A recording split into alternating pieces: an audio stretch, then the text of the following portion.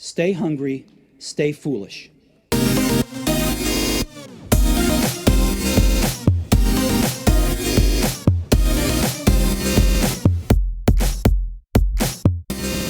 Great ideas don't just happen. Innovation springs from creative thinking, a method of the human mind that we can study and learn. In The Art of Ideas, our guest brings together business concepts with stories of creativity in art, politics, and history to provide a visual and accessible guide to the art and science of new and useful ideas. He details how to spark your own ideas and what to do while waiting for inspiration to strike. He shows that regardless of the field, innovations happen in the same way. Examples from history, presence of mind, creative combination, and resolution to action. The Art of Ideas features case studies and exercises that explain how to break down problems, search for precedents, and creatively combine past models to form new ideas.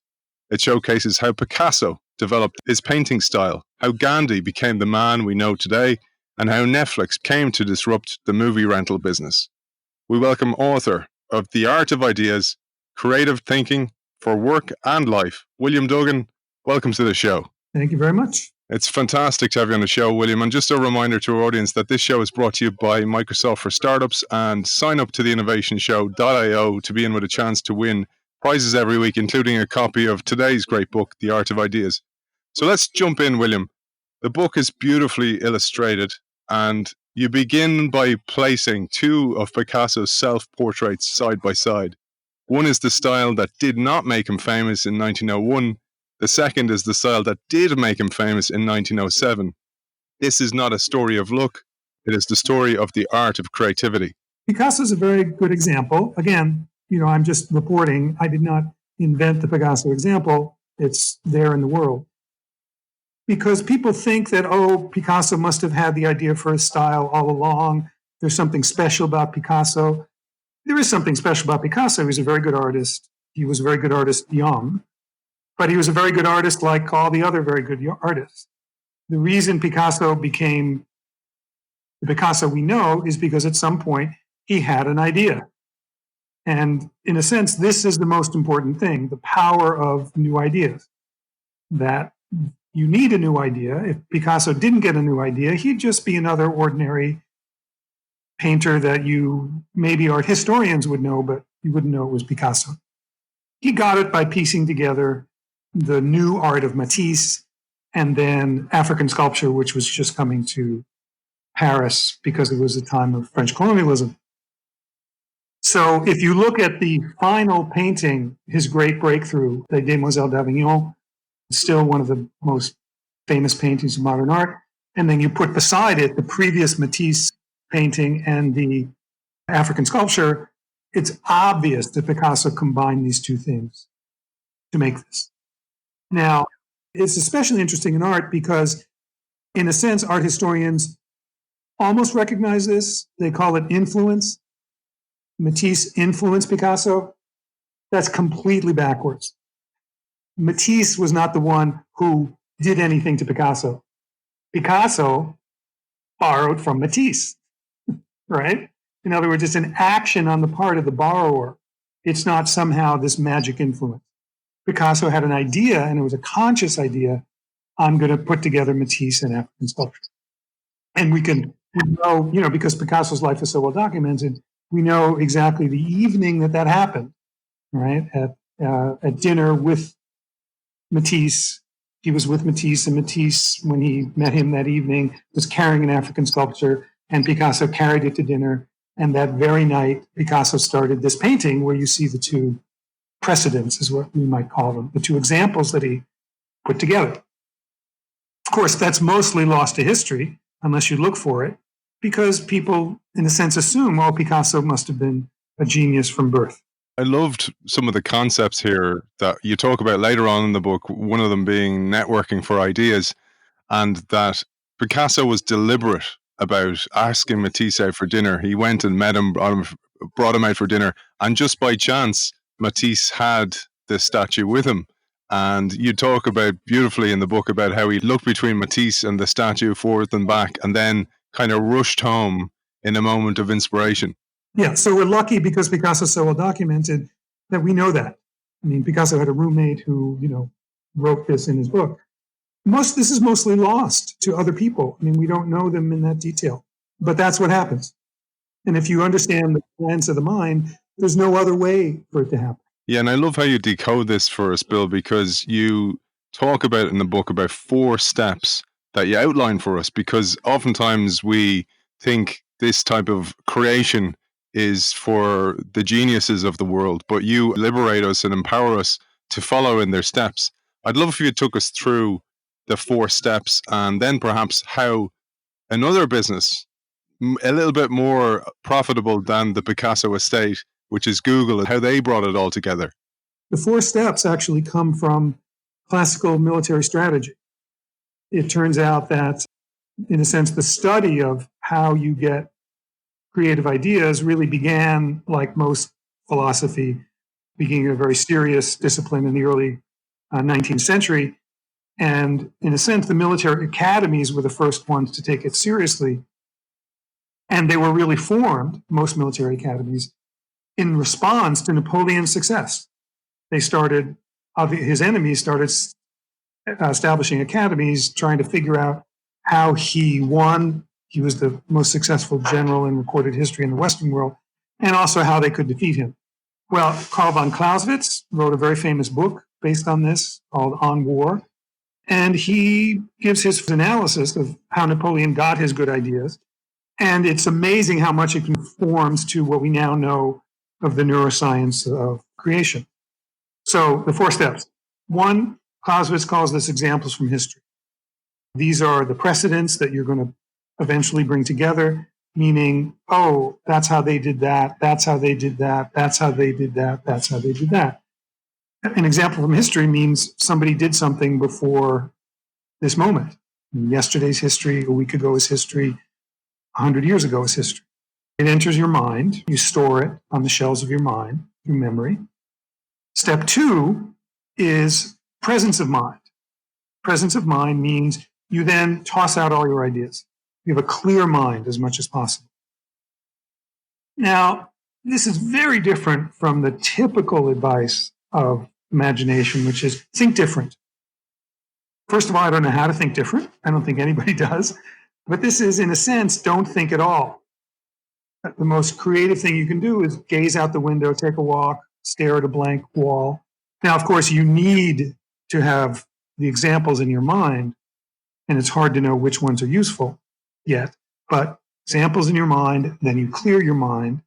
And then the step 3 is your brain starts making these associations and connections, and then you feel it either in a large way or a series of small ways as, oh, I see, I should do this, this, and this. At the moment, it's a very clear idea, right? It's not just a feeling. It's, oh, I see. So Picasso said, oh, I'm going to take those shapes of Matisse and I'm going to distort them in the way this African sculpture did. It's very clear in your mind. You often forget that later. So this 3rd step is, Clausewitz calls it a coup d'oeil, which in French is really a glance. It means a strike of the eye where it strikes you, it connects in your mind. So that's the recombination. And then the last step is called resolution, meaning it's not just an interesting idea, it somehow conforms to your desire for what you want to do in the world, right? So you have these strong connections that form in your mind about things you actually want to do and that are within your grasp. So that's the last step. It's called resolution, meaning you take off, you start doing it. It pushes you into action. Now, I say nothing about the action itself, right? It's another step.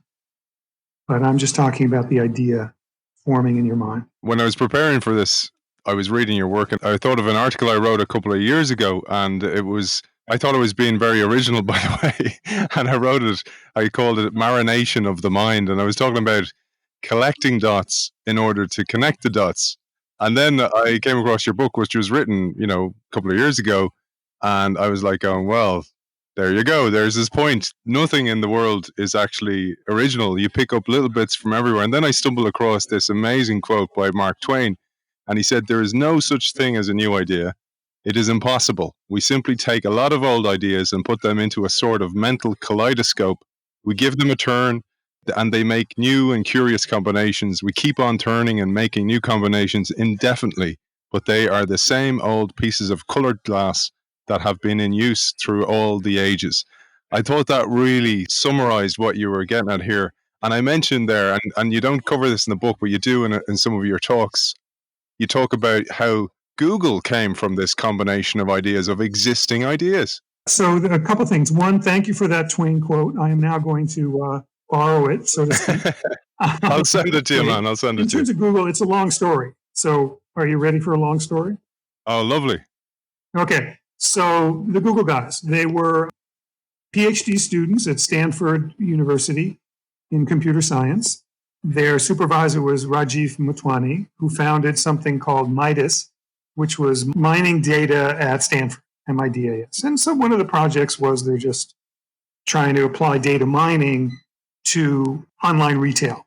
So data mining, its commercial use was mostly at the time, most famously for retail, huge amounts of data on who bought what, when, where, for how much. And data mining means you run complex algorithms looking for patterns. Now, data mining is really, really old. It predates computers by, at least a century. But of course, computers make looking for these patterns much more easy. And of course, as computers got better, the formulas got more and more powerful and faster. So they're doing this, they're on Alta Vista actually searching for companies to work on. Alta Vista was the best search engine at the time. It was the first one actually to do an automatic, it's called a web crawler, an automatic index of every single page on the internet and download that index into a directory. Now, the most popular search engine at the time was Yahoo, and they were doing that kind of tagging by hand. They had a whole army of people doing this tagging by hand. Alta Vista did it automatically, much better as a search engine. So they're using Alta Vista to search, and they notice something on an Alta Vista search screen. It's called reverse links, meaning you can enter your web address, and it will give you all the other sites that link to your site. What that means is that site has written your URL on their site. As we know now, that's what a link is. They actually write your address, click on it, they come to your page. Well, this reminded them of something. One of their other projects they were working on was a library project. And this reminded them of footnotes. Because really that's what a footnote is. At the end of somebody's book, there's a link, a citation, which is really a link to someone else's work. And they know from the library project that authors get ranked according to how many times their name appears in other people's footnotes. So let's take Sigmund Freud. How many times does he appear in other people's footnotes in a year? I mean, millions. He's the founder of psychiatry. So his rank is very high. Someone else doesn't get cited very much by other people. Their rank is low. So the Google guys, they say, well, look, isn't that the same thing? Why don't we just, once we get results, we're going to rank them of, who has linked to you. We're going to rank these according to who gets linked the most. So if a huge number of other sites link to your site, your rank is high. If nobody's linking to your site, your rank is low. It's the same thing. And we display the results by rank. So the most useful or the most used sites are at the top. Whereas Yahoo and all the other search engines at the time, including Alta Vista, the results were just a jumble.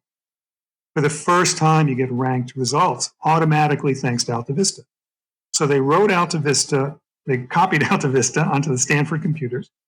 They took a data mining algorithm and they did this reverse link ranking that they got from academic citations, and they called it PageRank. Guess what they thought they had? They thought they had a research tool. And they list all the research uses you could use for this. Well, Stanford University says, you're using so much computer space and time, you must let everybody use this on campus. So everybody did. Everybody came back to the Google guys and said, do you guys realize you have just invented the greatest search engine in the history of the world, not just a research tool? And they said, oh, I guess you're right. That is what we did. So they now started a search company, called it Google. raised lots of investment capital, and they spent it. And they were ready to give up.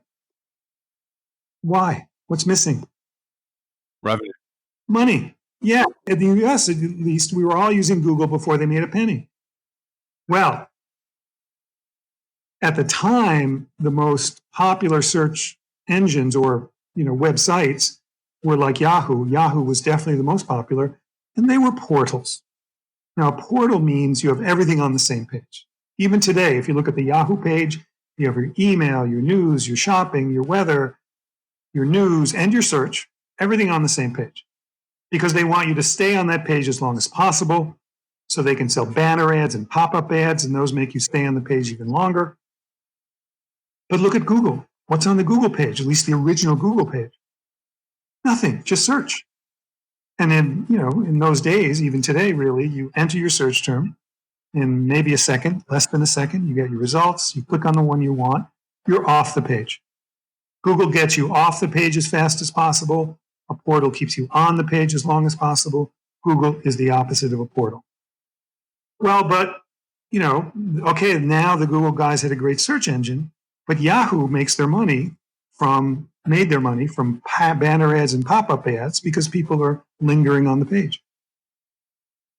And the Google investors said, well, it's a very simple way to get revenue. You're so popular, just sell banner ads and pop-up ads. Well, the Google guys said, well, we can't do that. If we do that, Google will be slow, just like the portals. So the Google guys really tried to give up. They offered to sell this back to Alta Vista for $1 million. Alta Vista said no, because they didn't have any money either. Right? They had no ads or anything like that. So the Google guys just kept going. They didn't know what else to do. And then they noticed on the internet a site called Overture. Now, Overture was a search engine, did not have as many users as Google, but they were selling advertisements. And they were not displaying those advertisements as banner ads or pop-up ads. They were displaying them as search results in a nice little list on the right-hand side. Well, that's just as fast as any other search results. So the Google guys wrote that into Google. And still today, that's how Google makes its money. That is 80% of Google's revenue. Another 15% comes from YouTube, which they did not invent. They bought that. And another 5% comes from all kinds of things. So we recognize now, once we know how to look at these things, that they combined examples from history, meaning they did not invent data mining algorithms. They did not invent Alta Vista. They did not invent reverse link ranking from authors, and they did not invent Overture's ad system. It was a new combination of previous elements. And they had the presence of mind that every time these things combined in their mind, first of all, they let it. They had open minds that let these things combine. And then they followed through, even if it changed where they thought they were going. So they changed their goal. Well, of course they changed their goal. They found a better idea, right? That's why you change your goal, when you see a better way to go. Now, I'm glad you asked about Google, because Google is famous for a creative workplace. People are imitating this. You have polka dot walls and toys and funny chairs and slides. Nobody ever thinks, gee, is that how Google guys got their idea? Is that the source of Google's creativity? Not even close. What I love about your work and about how you break it down for us is that you go, this is not just the domain of people we think are beyond arm's reach. This is something we all can do. And before we go into the process that you bring us through, and it makes absolute sense, you mentioned Netflix, which we won't go into today. I'll let people read the book to find that one. But you talk about Mahatma Gandhi, and originally Mohandas Gandhi, and how he combined different elements, different expertise, different components that he gathered throughout history, just like the art of war, essentially, like you mentioned earlier. And he created an unusual combination, a novel innovation that changed history. The story really starts in England in 1906, when Emmeline Pankhurst becomes the individual most responsible. She starts the strategy that ends up making her the individual most responsible for getting English women the vote. Now, up until this time, English women were trying to get the vote by very polite delegations. They would get noble women or wealthy women or both. There's a lot of overlap between those two at the time, to go politely to Parliament and ask for the vote. Guess how that was working? Well, she notices in 1906 that the British Labour movement elects 29 members to Parliament, enough to form their own political party, the Labour Party, which very soon wins the entire election. And they did this through strikes, demonstrations, picketing, basically filling the jails. Nonviolent civil disobedience. So she says, oh, well, that's a great idea. We too, we women, we need to get arrested. So she starts women getting arrested. Right? They block streets, they block the entrances to Parliament, they go to the House of Commons, to get arrested again and again and again. They have parades, and this works very quickly. Within 2 years, 3/4 of members of Parliament declare in favor of women's suffrage. Now, it takes a long time to actually get the House of Lords, no surprise, blocks it. But basically, the tide has turned. Well, Gandhi, at the time, was living in South Africa. He's 37 years old. He failed as a lawyer in India, failed as a lawyer in South Africa. On the very day he's leaving South Africa to go home in failure, he gets the idea that the Indian community might give him a little money for him to be their secretary. As a matter of fact, they threw him a party because everybody loves him. He's a sweet guy. They threw him a goodbye party, and he looks around and he says, maybe I can be your secretary, and I will organize polite delegations of Indians to go to the colonial authorities in South Africa and ask for our rights. Again, very classic strategy. So they do that. They send him to London to lobby the colonial authorities directly. That's where he sees Emmeline Pankhurst, sees this, says, oh, what a great idea. Comes back to South Africa, and he has a weekly newsletter he writes for the Indian community. And his first article back is, Indian men must become like English women. What he means is, we need to get arrested. But he's a smart guy. He knows that's not the only thing he needs, because his Indians are not like the English women. The English women, they're all women. They're almost all middle class. Some are working class, but they're all literate. They're almost all the same religion. They speak the same language. Whereas in India and South Africa, his Indians are like India. Lots of different languages, lots of different religions. With Hindu, there's different castes. There's male, female, rich, poor, literate, illiterate. He knows from Indian experience, just throwing these people in the room together creates chaos. So first he wants to demonstrate, before he throws them to get arrested together, he says, we need to show we can work together. So he starts a farm where everybody first works together to work out how to get along. He calls it Tolstoy Farm, because he stole the idea from Leo Tolstoy, the great Russian novelist, who himself was a noble in Russia. And towards the end of his life, Tolstoy turned his estate into a land of equality, where lord, serf, everybody's equal, male, female, religion, everybody's equal. And Tolstoy writes about this. And Gandhi, of course, reads it and says, this is really great. I'm going to start my own Tolstoy farm. Well, if you look at pictures of Tolstoy and Gandhi, right, both doing this, now Gandhi, who used to dress in his very nice lawyer suit, now he starts dressing like Tolstoy, well, except the Indian version. Tolstoy started dressing in Russian peasant costume. Now, Gandhi starts dressing in Indian peasant. There's a famous picture of Tolstoy with a sack over his back. Same picture of Gandhi, sack over his back. Tolstoy's got a walking stick. Gandhi's got a walking stick.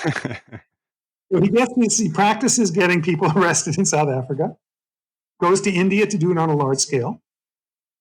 There, he then steals from Captain Charles Boycott. Captain Charles Boycott was a rent collector in Ireland in the late 19th century.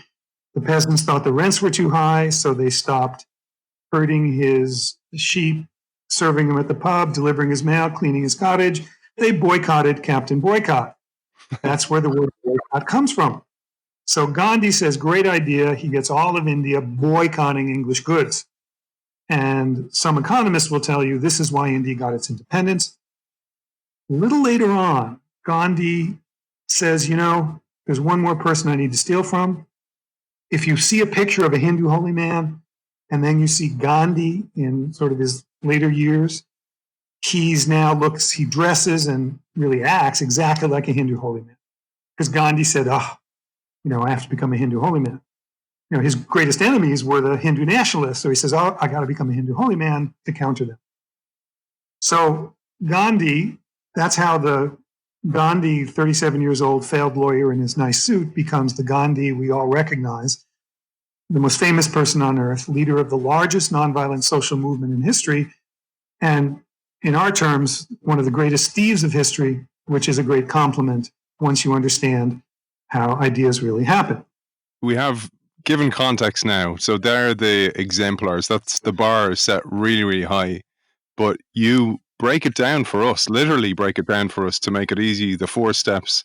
So let's jump into part 2 of the book and how you bring us through it. You talk about the importance of appraisal, and quite naturally you say it all starts with a problem that we need to solve. But if it's a creative problem, one that's never been solved before, you share a formal method to find a new idea. The formula for a new idea is RA plus WW plus CC. I'd love if you took us through this at a high level and then we dive down into each of them, starting with that rapid appraisal. Let me say that I have a co-author of this book, Amy Murphy. She is really the master of this practical method. So the idea is that you start with a problem or something you'd like to achieve. Now, of course, the stories I tell, very often, in a sense, you don't recognize what the problem is until you see how to do it. For example, Gandhi didn't know he was going to, be a nonviolent civil disobedience leader until he saw how to do it. But in normal life, right, especially in the corporate world, right, working for an organization of any kind, they will say, look, we need a new idea about X. Okay, the X goes up top. You then do what you're calling, or what we call appraisal, meaning you rapidly try to break it down. What are the pieces of this puzzle? Now, this is really an expert task, right? An expert will tell you, this problem is complicated. It's this, and this. You need to figure out this, and this. And these are obstacles, meaning, it would be great if we could solve this, but the reason we can't solve it is X, Y, and Z. Right? So then you've broken down the pieces of the puzzle, so to speak. Now, this actually takes time, and you can do it quickly, but again, it's in draft. Next, you search. For each one of those, you're saying, has anybody anywhere in the world ever solved this to some degree? Now, this is totally agnostic of the field, whereas the problem on top is in a particular field. Now it's, just has anybody figured out X, Y, Z, and you search on each of those. And ironically, the best tool, of course, for searching these days is Google, right? Which is really ironic because Google tells its employees, to work in offices with polka dots, play with toys, and sit on funny chairs, when at their fingertips, they have the greatest innovation tool ever invented called Google. Now, of course, Google results don't automatically give you precedents. Google Gandhi, and they're not going to first show you Emmeline Pankhurst, Tolstoy, Captain Boyd, and a Hindu holy man, right? They're going to give you lots of stuff. So there are tricks, and again, Amy's the master of this, to change your search. So you add words like how, success, example, award. And also, you do ask people, you use your network, so to speak, to say, do you know anybody who's ever solved any piece of this, or do you know anybody who might? Or invite Matisse out for dinner. Yeah, exactly. Yeah. So that takes the most time, is this search. And then the last step is where, so basically you've tried to give yourself the examples from history you might need to get a good idea, rather than relying on what was previously in your mind. If what was previously in your mind would solve the problem, you don't need to do this. We call those expert problems. Now, this is a good time to mention brainstorming. If you get 10 people together to brainstorm, what you're doing is you're very quickly and efficiently getting their personal experience and knowledge out on the table, right? But imagine even doing that with Picasso before he saw that Matisse painting, right? He wouldn't have that element in his mind, so he could brainstorm forever and never come up with that idea. So the key to this search step is to put more examples, especially relevant examples, into your mind so that the next step, you can look at the whole thing and say, oh, I see. If we do this, this, and this, I think that will solve, a lot of the problem or a somewhat different problem. And it's always better to solve a different problem than not solve your original problem. So after rapid appraisal then, which is something we're all capable of doing, is what works. So this is where you talk about the distinction. And I think this is important because a lot of our audience are CEOs or work as corporate innovators, and they're told to sit in a room and innovate. And oftentimes the starting point is best practices. But best practices is just copying what came before. And you talk about best precedents. And by looking at precedents, you can look at analogous fields. So things that are vastly different, and look for solutions there. And you give some great examples in the book. Yeah. So even within the Google story, it's not obvious that you take academic citations, which is very banal in a certain sense. They've been around forever. And that becomes a key element in your modern computer program. So we like to call this in domain and out of domain. I mean, best practice is fine for in domain, right? Out of domain means you look elsewhere. So famously, Henry Ford got his idea to move his assembly line, right, where the workers stay still and the product moves, from the slaughterhouse, Chicago slaughterhouse, where an animal comes in, somebody kills it, hangs on the rack, pushes it down the rack. The animal's moving, the people stay still, right? We call that an out of domain. Analogy is an excellent word, meaning, I'm not going to use beef in my car. I'm going to use the moving assembly line. What's really funny in a way is that the slaughterhouse is a disassembly line. They're taking apart the animal, whereas Ford and his engineers made it an assembly line where they're putting together the animal, or in this case, the car. So it's this analogous thinking. That's exactly what you need to do when you look outside your domain. Because those people in the room, I'm sure they're experts in their field. If it could be solved within the field, they would have already solved it, or brainstorming will do it. If you have the humility to say, you look around the room and say, I don't think the people in this room know enough of the pieces of the answer, now you search. The key to this whole thing is search. Right? You're searching until you see a combination that works. I thought, Bill, we'd give an example here at this stage, because the next stage then is CC, which is creative combinations. And this is once you've decomposed the problem, you can also decompose the solutions and then reconfigure them in novel ways and create new things. You give an example that you did yourselves, yourself and Amy, where you have a duck, some bananas, and a pair of flip-flops. I'd love if you took us through this. Okay, well, I mean, this is a little hard without the visual, but we'll get our audience to imagine it. Call this a game to demonstrate the idea, because a lot of people say, "Oh, I mean, this sounds complicated. I could never do that." It's a game that you can play very easily. We even give a little sheet in the book that can be your sheet that you use for the game. So the idea is basically it's a sheet with 25 different common objects. You toss a coin 3 times and you get 3 different objects. And then you say, okay, push those 3 objects together to make something, put them together to make something new and useful, which is the definition of innovation. But we know the secret. You don't just push the 3 together. So if I come up with, an egg, a flaming torch, and flip-flops, plastic camel, you don't just throw them together. If you do that, you get a broken egg, you get a burned camel. So we know you have to break down. That's my idea. That's my idea, man. Your idea, yes. Sorry to disappoint you. We have to break it down. In other words, you're not going to steal the whole camel. You're not going to take the whole camel. You're going to take a piece of the camel.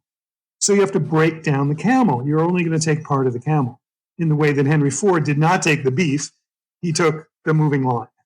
So the example I give is I randomly off the internet pick 3 pictures, a duck, bananas, plastic sandals. I just broke them down, so when I see a duck, I see meat, I see the body shape, the buoyant body shape, and the wings. That's what I see when I see a duck. You might see something else. You might see meat. Whatever you see, you write it down. Bananas, they're easy to open, disposable skin, and they come in bunches. The plastic sandals are cheap. The duck was web feet, buoyant body shape, wings. So you write those down. You can do this. It's good to do it as a group. A larger number of people understand it. It's a lot of fun. You have those written down. Now, the key is you forget the duck, you forget the bananas, you forget the flip-flops. You're just combining some combination of webbed feet, body shape, wings, disposable, easy to open, come in bunches. It's the list of elements that you're going to combine. And what I saw, and this is true, I'm not saying it's a great idea, but I saw disposable, inflatable travel pillows in multi-packs.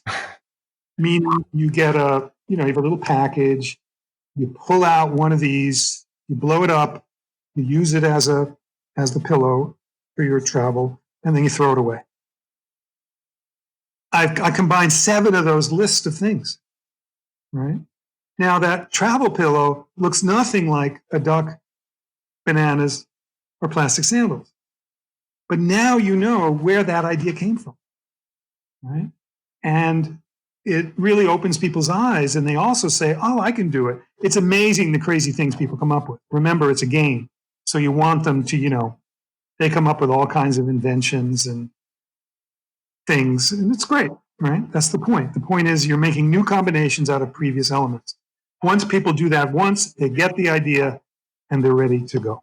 Yeah, and I love that, Bill, because you do turn on that piece of your mind to spot opportunities everywhere. And it reminded me of the origin of Velcro, that sticky stuff, Velcro. That was a guy in the Jura Mountains in the 1940s who was out hunting in Switzerland, and he noticed how these little hooks got stuck on his pants and in his dog's fur all the time. And he went, that's interesting.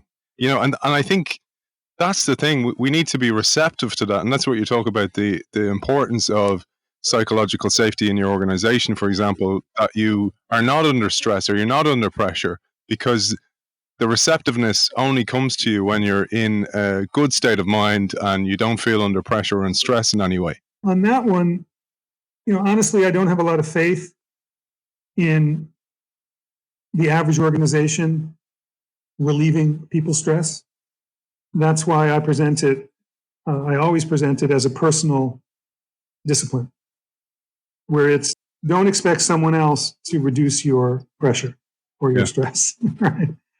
There's a way to do that where you do strategic thinking, where you divide everything whenever you feel, again, this is a longer piece where I break down stress into 2 parts. The sort of the neuroscience of stress is pressure and anxiety or fear, worry, some negative emotion about the pressure. Pressure itself is not bad. You have pressure to make this recording as good as you can, right? That's good pressure, right? What's bad is if you then have anxiety or worry or fear about it, because that negative emotion clouds your mind, quite literally, right? And that prevents you from both observing things and combining things in your mind. And this is really tragic because people can go through their entire day with something negative on their minds. They sort of go from worry to fear to anxiety to grief. Their whole day their mind is clouded that way. And that's the presence of mind. The most important thing really is to free yourself of those negative emotions. And there's a discipline that, I explain for how to do that. I think that's such an important point, Bill, because it's why I do this show, because there's a lot of misery out there and there doesn't have to be. And I hope, bringing your knowledge and people like you to the world will help people out there. And I'm in the midst of writing my own book. And it's funny you mentioned this today. I was writing only about this idea of the overload principle in weight training, that the resistance creates muscle. And that in a world where so many of the stressors are removed, we need to introduce stress. And it's the whole concept behind, there's a Harvard psychologist, David Sinclair is his name, and he was talking about how intermittent fasting is actually introducing stress to your system. And because there's not many stressors on us from an evolutionary perspective, we have to introduce them. And the reason I share all that is that's what we need to do in a world where we're, in a way, there's mental atrophy at play. We're not stretching ourselves, and that's why I love that exercise of the creative collaborations, etc. So let me add one thing. If there's one thing in this portion of this talk that I want you and your listeners to remember is never again use the word stress. Pressure and anxiety. Pressure plus anxiety equals stress, but don't confuse the two. Pressure is good, anxiety is bad. Stress just confuses the issue. There's also mental pressure and physical pressure, right? Intermittent fasting is physical pressure, right? And that's a biological thing. Mental pressure is created by us ourselves, right? In other words, you felt pressure to make this interview good. Even if someone else tries to pressure you, it's up to you whether you accept that pressure or not in your own mind. And that can be good. You're right. I mean, it pushes people to do things. A lot of people wouldn't get up in the morning if there wasn't pressure to do their jobs, make a living, and do what they want to do. So pressure is good. Anxiety is not good, right? That distinction is key because people are confused about stress. They say, is stress good? Is stress bad?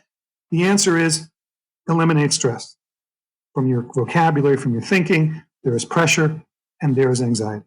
Yeah, and actually, you're right. I use the word resistance. I don't actually use the word stress because you're right. It's more of a, and words are important as well. I think this is the other thing I got from your work is that idea of decomposing elements of a solution actually is the same thing as writing, because you tend to notice analogies. I write a lot in analogies, and I'm even looking at your work, I'm kind of going, this is really helpful. For example, I'll give you an example that's a really good one that links together to the Google one.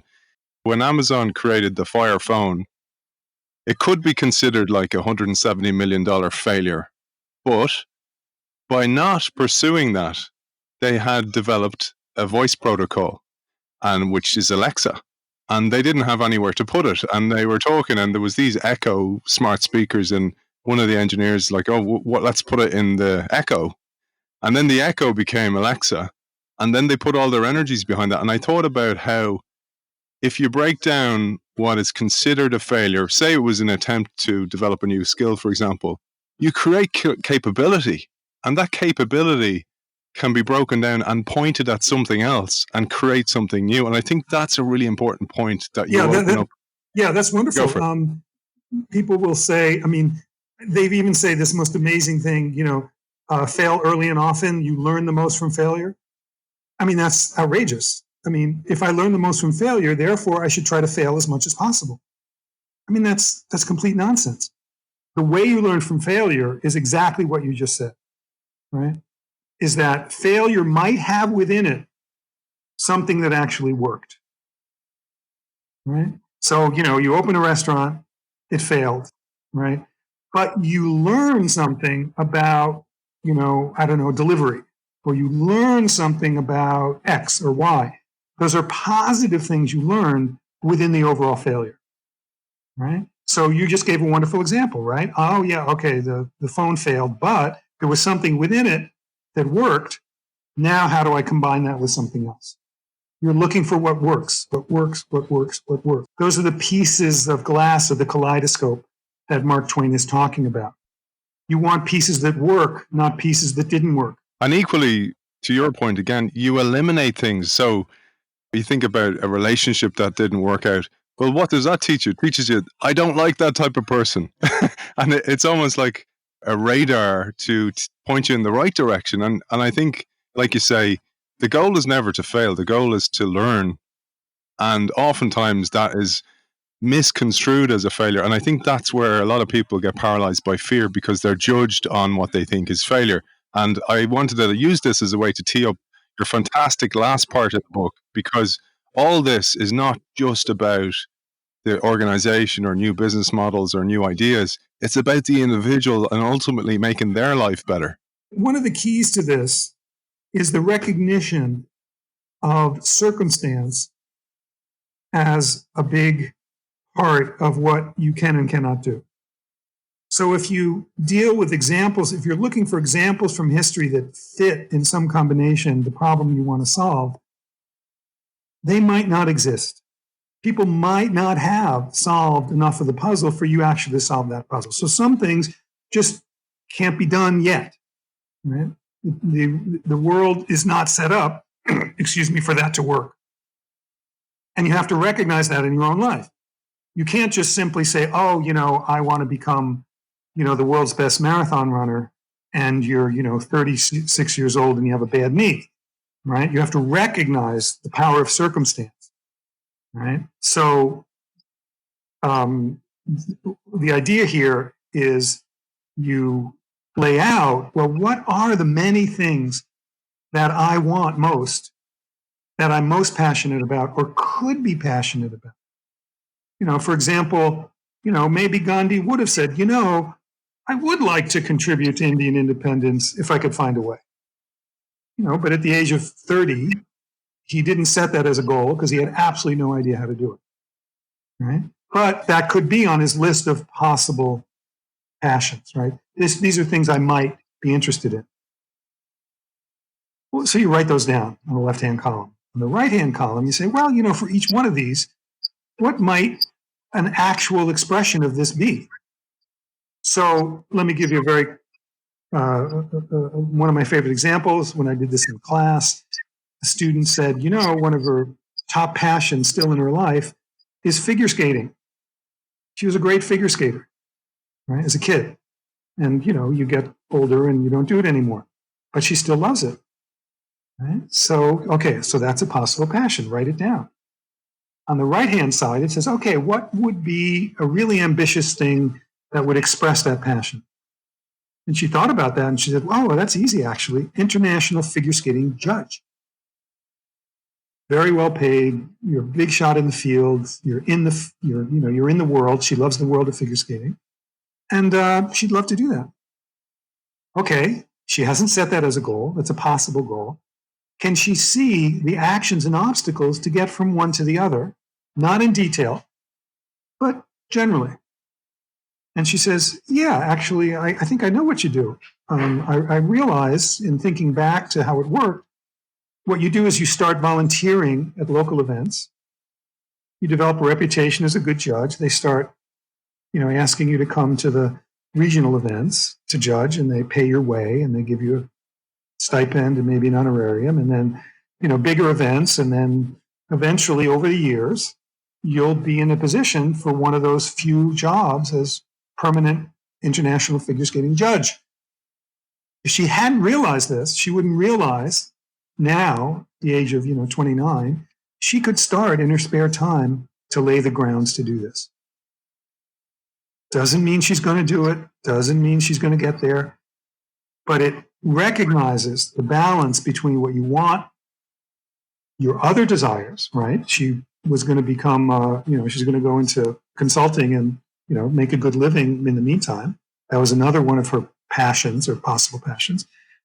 A way to combine the various things that you are interested in, want to do with circumstance. And we always leave a middle column, as we're filling in the obstacles and actions, a middle column of unknown stepping stones. Meaning, the world, not you, is going to determine which one of your goals you're going to achieve. So that helps keep your mind open to opportunities to follow any one of these, rather than being narrow-minded and just following the one you want most. Because honestly, in this life, you probably can't get what you want. But you can get some really good things, and there's nothing like success to make you want something even more. Working backwards, here's another example. Again, another female student. She starts on the right-hand side. She says, I want to be the Minister of Finance in my country. She's from Latin America.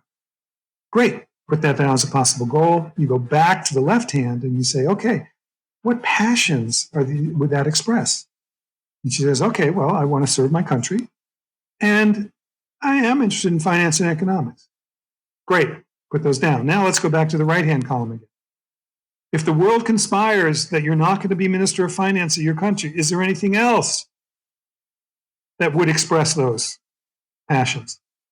And she thinks about it and she says, well, actually, now that you mention it, we have a very, very big and active business council. Being head of that business council, that'd be pretty good too. Oh, okay.